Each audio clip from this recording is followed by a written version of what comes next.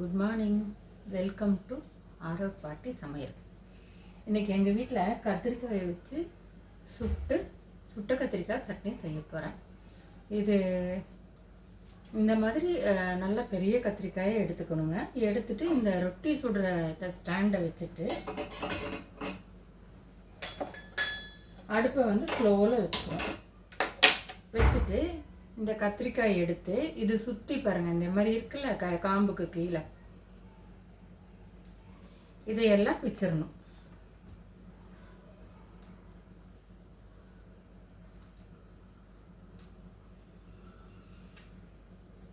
பிச்சுட்டு லைட்டாக ஒரு சொட்டு எண்ணெய் அப்ளை பண்ணிக்கணும். இந்த மாதிரி வச்சு சுட்டுக்கணும். நான் வந்து இப்போ ஆல்ரெடி சுட்டு வச்சுருக்கேங்க. இப்போ இது ரெண்டு மட்டும் சுட்டு காமிக்கிறேன். இங்கே பாருங்கள், இது ஆல்ரெடி சுட்டு வச்சது, இது தொளிச்சு வச்சுருக்கேன். இந்த மாதிரி இதை அப்படியே பொறுமையாக சுட்டு எடுத்துட்டு நீங்கள் 3 கத்திரிக்காய் கூட வச்சுக்கலாம். 3 கத்திரிக்காய் வச்சிங்கன்னா தான் சரியாக இருக்கும். 4 கத்திரிக்காய் வச்சிங்கன்னா வேகாது ஒரு சைடாக. 3 கத்திரிக்காய் வைக்கலாம். பாருங்கள், வச்சு பாருங்கள், இந்த மாதிரி லைட்டாக கருகிடணும். ரொம்ப கருகக்கூடாது, லைட்டாக கருகிடணும். கருகினதுக்கப்புறம் இதை இப்படி தூளோட இப்படி பிச்சு எடுக்கணும்.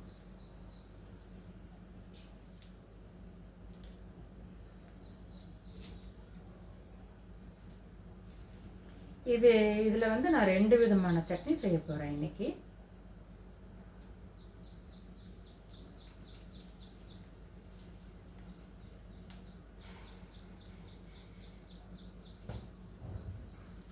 இது வந்து இது சுடும்போது வீடு கொஞ்சம் அப்படியே வீட்டுக்குள்ளே வாசம்தான் அடிக்கும். நீங்கள் பார்த்து ஸ்லோவில் வச்சு கையை சுட்டுக்காமல் பாருங்கள், லைட்டாக அப்படி காம்பை பிடிச்சி அப்படியே மாற்றி மாற்றி வைக்கணும். பாருங்க, அப்படியே திருப்பி திருப்பி திருப்பி விட்டுட்டே இருந்தோம்னா நல்லா கரெக்டாக வெந்துடும். பாருங்கள், இப்படி சுற்றி தோலை உரிச்சிட்டு இந்த லைட்டாக கருப்பாக ஒட்டிகிட்ருக்கு பாருங்கள், இதை லைட்டாக பைப்பு கடியில் காமிச்சு ஒரு அலாசிக்கணும். இதை ஏற்கனவே கழுவி வச்சுருக்கேன். அப்புறம் இந்த காம்பை கட் பண்ணி எடுத்துட்டு பாருங்கள், இப்படி பிரித்து பார்க்கணும் எல்லாமே.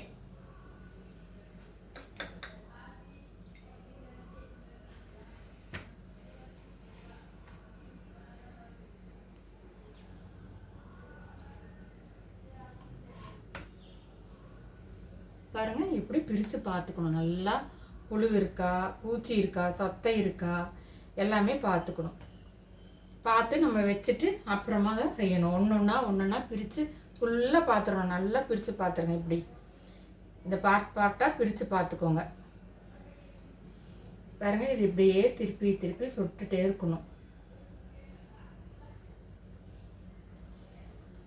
தீ கொஞ்சம் ஸ்லோவாகவே வச்சுக்கோங்க, இல்லைன்னா ரொம்ப உள்ளெல்லாம் கருகிரும். இந்த சட்னி ரொம்ப நல்லா இருக்குங்க, சாப்பாட்டுக்கு நல்லாயிருக்கும்.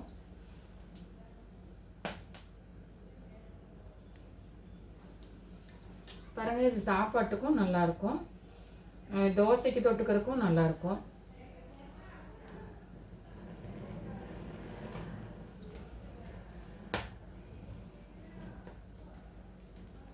இது கத்திரிக்காய் அப்படியே கொஞ்சம் லைட்டாக வெடிக்கும், பார்த்து சுடணும்.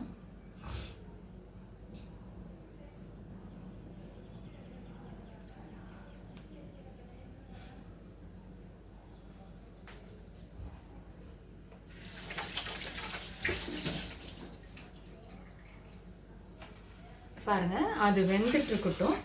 நாம் இப்போ ஒரு விதமான சட்னி செய்துக்கலாம். நான் 4 கத்திரிக்காய் இந்த சைஸில் வேக வச்சேங்க. 4 வந்து ஒரு விதமான சட்னிக்கும் 4 இன்னொரு விதமான சட்னிக்கும் நான் எடுத்து வச்சுருக்கேன். இந்த ஃபஸ்ட்டு டைப் வந்து பார்த்திங்கன்னா, இதுக்கு தேங்காய் வேணும். தேங்காய், கொஞ்சமாக புளி, இஞ்சி, 4 பச்சை மிளகாய், இந்த சைஸ் கத்திரிக்காய் 4 கத்திரிக்காய் சுட்டு வச்சுருக்கேன், கருவேப்பிலை, கொத்தமல்லி, அவ்வளோதாங்க. வேறு எதுவுமே போடக்கூடாது. பூண்டு, வெங்காயம் எதுவுமே போடக்கூடாது.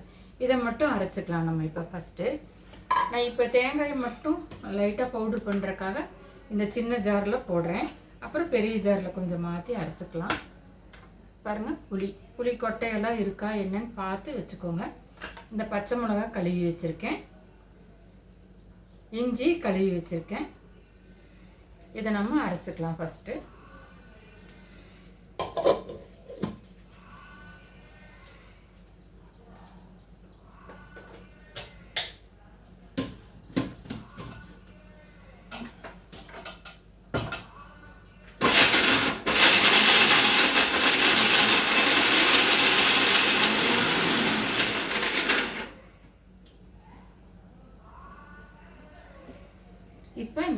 இந்த கருவேப்பிலை கொத்தமல்லியும் சேர்த்து போட்டுக்கிறேன். நான் கொஞ்சமாக தண்ணி ஊற்றி அரைச்சிக்கலாம்.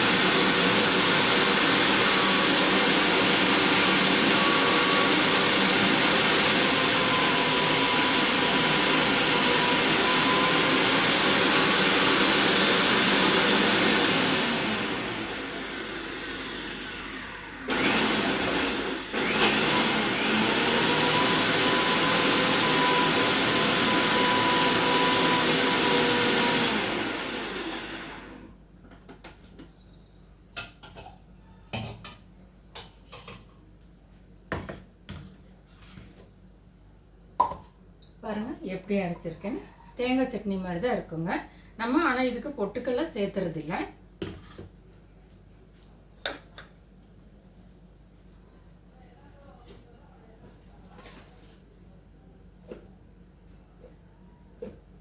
கொஞ்சம் உப்பு சேர்த்திக்கிறேங்க. இப்போ இதில் மறுபடியும் நம்ம கத்திரிக்காய் போட்டோம்னா நிறைய ஆகிரும். இதில் தேங்காய் அரைச்சோம்னா கொஞ்சமாக இருக்கிறதுனால தேங்காய் நல்லா நசுங்காதுங்கிறதுனால நான் சின்ன ஜாரில் முதல்ல தேங்காயை அரைச்சிட்டேன்.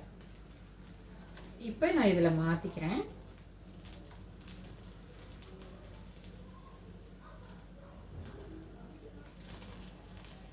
பாருங்கள், இந்த கத்திரிக்காய் வெந்துட்டே இருக்கு பாருங்கள்.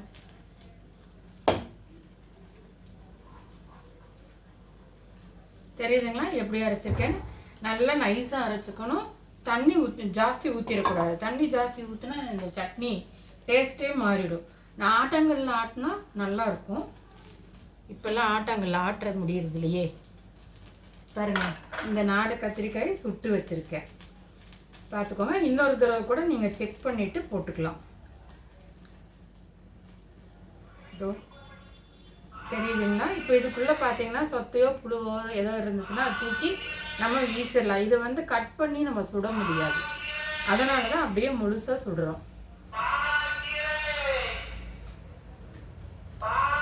பார்த்தீங்களா? இவ்வளோதான்.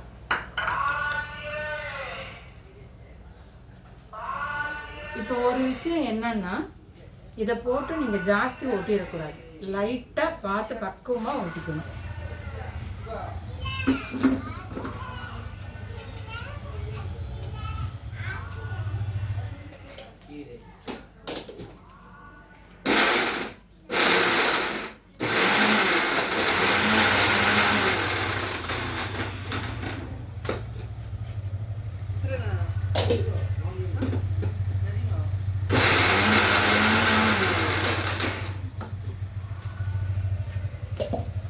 பார்த்தீங்களா?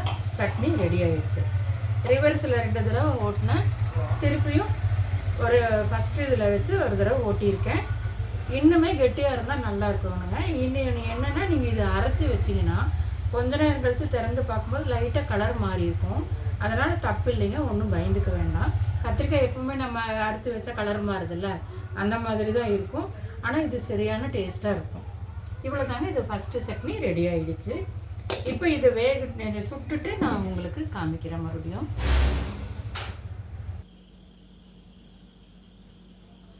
பாருங்கள், நம்ம கத்திரிக்காயெல்லாம் சுட்டு நல்லா க்ளீனாக தொளித்து உள்ளெல்லாம் செக் பண்ணி வச்சுருக்கேங்க. இப்போ இன்னொரு சட்னி, முதல் சட்னி தேங்காய் போட்டு அரைச்சி வச்சோம். இப்போ இந்த சட்னி எப்படி செய்யணும்னா பாருங்கள், இந்த நெல்லிக்காய் பெரிய நெல்லிக்காய் சைஸ் அளவுக்கு நான் புளி எடுத்து கரைச்சி வச்சுருக்கேன். பாருங்கள், இங்கே பாருங்கள், கரைச்சி வச்சுருக்கேன். இப்போ இந்த கத்திரிக்காயை ஒரு கப்பில் போட்டு ஒரு பாத்திரத்தில் போட்டுட்டு கூட இந்த புளி தண்ணியை ஊற்றிக்கணும். நீங்கள் இன்னும் கொஞ்சம் கூட தண்ணி கம்மியாக கூட கெட்டியாக வேணும்னா கூட நம்ம அப்படி பண்ணிக்கலாம்.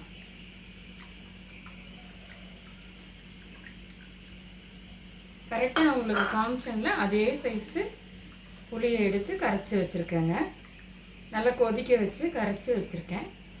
இப்போ இந்த சுட்ட கத்திரிக்காயை நல்லா செக் பண்ணிவிட்டு ஏதோ தண்ணியில் போட்டு கரைச்சிட்ருக்கேன். வடை சட்டி காஞ்சிருச்சு.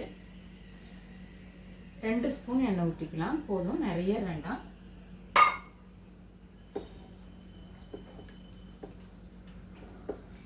இது பாருங்கள், இந்த நாராக இல்லாமல் கரைச்சிக்கணும்.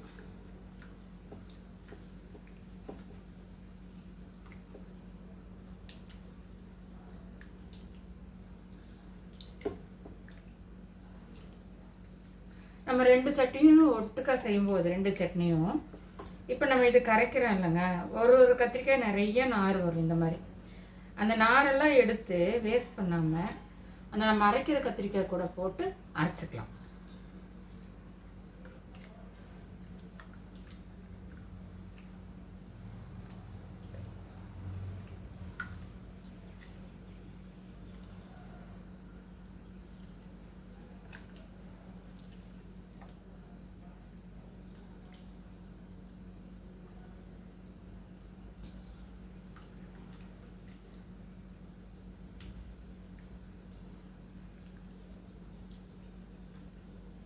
தெரியுதுங்களா?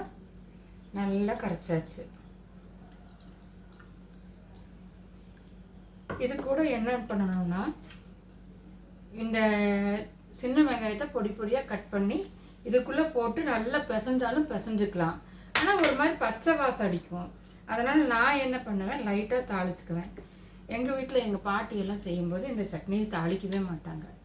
என்ன பண்ணுவாங்க, இந்த கத்திரிக்காய் சுட்டுக்குவாங்க, புளியை கொதிக்க வச்சுக்குவாங்க, கரைச்சிக்குவாங்க. சின்ன வெங்காயம், பச்சை மிளகாய், கருவேப்பிலை, கொத்தமல்லி எல்லாம் போட்டு இப்படி பிசைஞ்சிருவாங்க. நல்லா பிசைஞ்சு பச்சை சட்னியை ஊற்றி சாப்பிடுவாங்க. நல்லா இருக்கும்.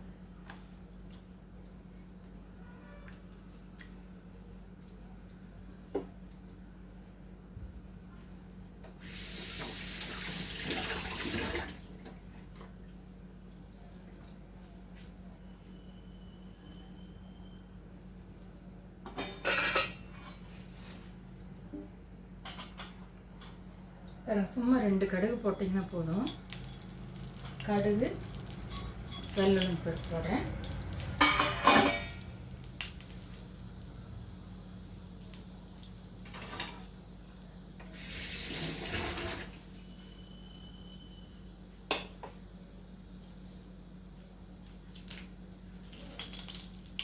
கொஞ்சம் வெங்காயம் உண்டுன்னு போட்டிங்கன்னா தான் நல்லாயிருக்கும்.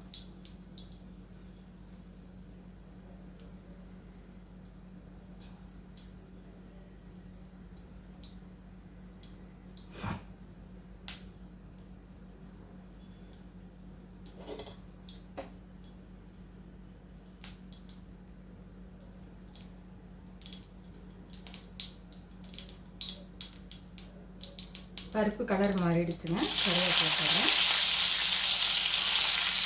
வெங்காயம் போடுறேன், இப்போ 2 பச்சை மிளகா கழுவி அரைச்சி வச்சுருக்கேன், அதையும் போடுறேன்.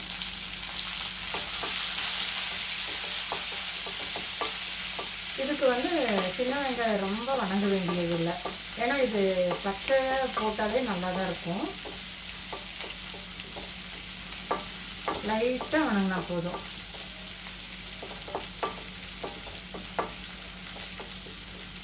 பாருங்க, நம்ம கரைச்சி வச்சு சட்னியை ஊற்றுறேன். ஃபுல்லாக அடுப்பை கம்மி பண்ணிக்கணும். ஃபுல்லாக டீ ஸ்லோ பண்ணிவிட்டு பாருங்க, ரொம்ப கொதிக்கவே கூடாது இந்த சட்னி.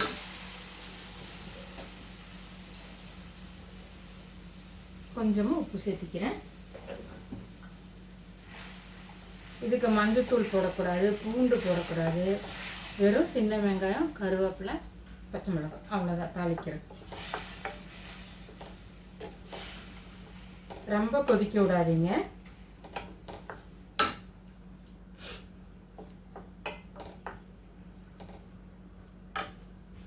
ஃபுல்லாக தீ கம்மி பண்ணிட்டேன். இப்போ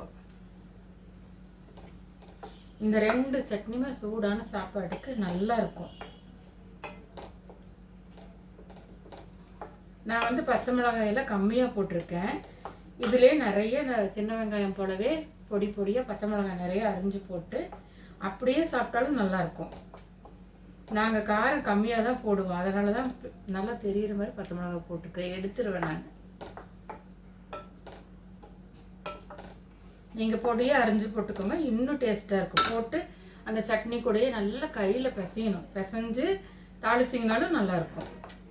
எப்படி வேணாலும் செய்யலாம், ஆனால் பச்சையாகவும் சாப்பிட்றதுக்கு பிடிச்சதுன்னா சாப்பிட்லாம், இல்லை எப்படி லைட்டாக தாளிச்சிக்கலாம்.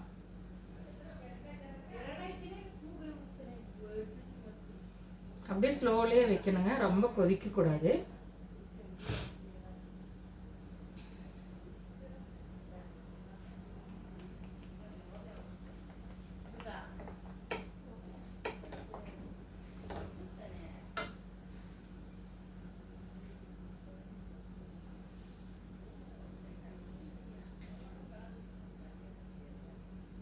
பார்த்தீங்களா, லைட்டாக கொதி வருது, தெரியுதுங்களா?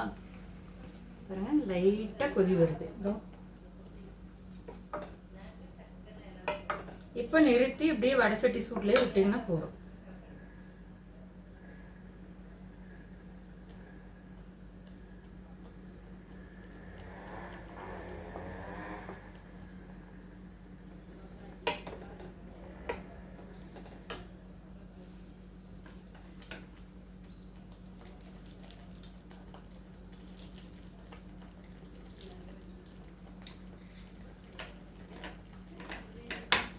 பார்த்தீங்களா, இது அவ்வளோதான். கொதிக்கிறதுக்கு ஆரம்பிச்சிருச்சு, நிறுத்திடலாம். மல்லித்தலையை போட்டு நிறுத்திட்டேன். இனி இப்படியே வடை சட்டி சூட்லேயே கொஞ்சம் நேரம் விட்டிங்கன்னா நல்லாயிருக்கும்.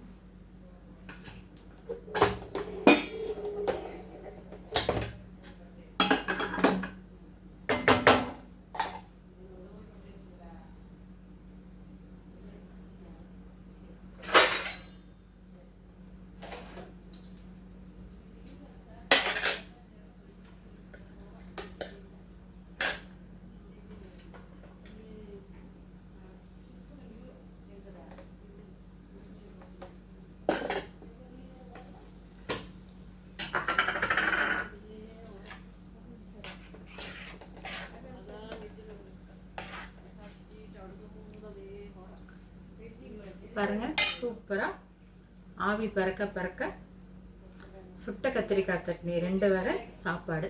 வாங்க ஆரோப்பாட்டி வீட்டுக்கு சாப்பிடலாம். என்னோட வீடியோ பாருங்கள், நீங்களும் சமைச்சு பாருங்கள். கண்டிப்பாக எப்படி இருக்குன்னு கமெண்ட் பண்ணுங்கள், ஷேர் பண்ணுங்கள், லைக் பண்ணுங்கள். தேங்க்யூ.